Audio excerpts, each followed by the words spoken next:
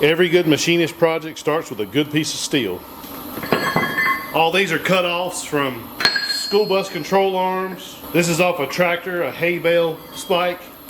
And these are all hardenable pieces of steel. So the first thing we need to do is anneal these pieces of steel. We need to anneal the steel. Haha, say that 3 times fast. First thing we do, in true Boy Scout fashion, we start a fire.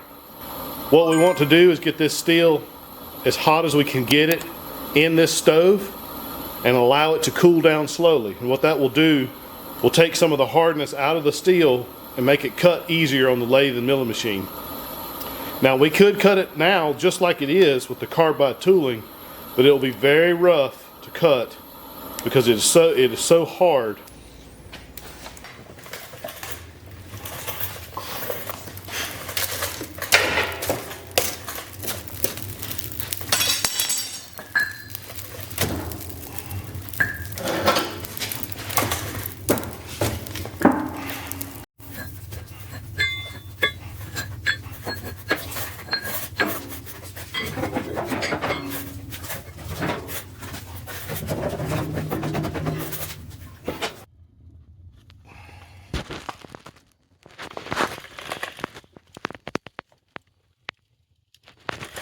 Get them up to red hot as close as we can get them. Just let the fire go out overnight. That should anneal the steel. Right, Clover? Ain't that right? Is that right? Huh? Is it right or wrong? Is it right? 24 hours later.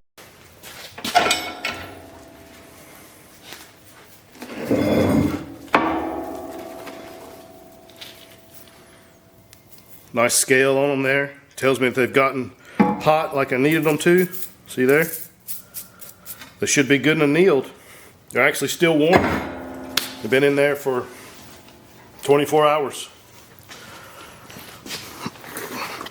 These are tie rods off of a school bus. They're most likely 4140, and they were hardened because I've tried to turn them on the lathe in their current state and they were just too hard. It's just not leaving a good surface finish. But after running it through an annealing process like this in the wood stove, I get really good turning results, nice surface finish, and it's still much harder than mild steel. And you can go back and re-harden them if you need to, but I found that I don't really need to because most of the things I'm making don't require the metal to be as hard as it possibly can. If you want to do projects and you don't have steel, go find some steel. There's a lot of free stuff out there that you can reuse. A bar of 4140, this size, this is about 1.5 inches. I mean, you're looking at 2 feet long, you're looking at about nearly 50 bucks for a bar of steel like that. And then if you're ordering it online and getting it shipped, you got another $30, $40 in shipping. So you're almost $100 for that 1 bar of steel. So it's great to reuse things whenever you can. So that's a wrap on this video, guys. I hope you learned something. Thanks for watching.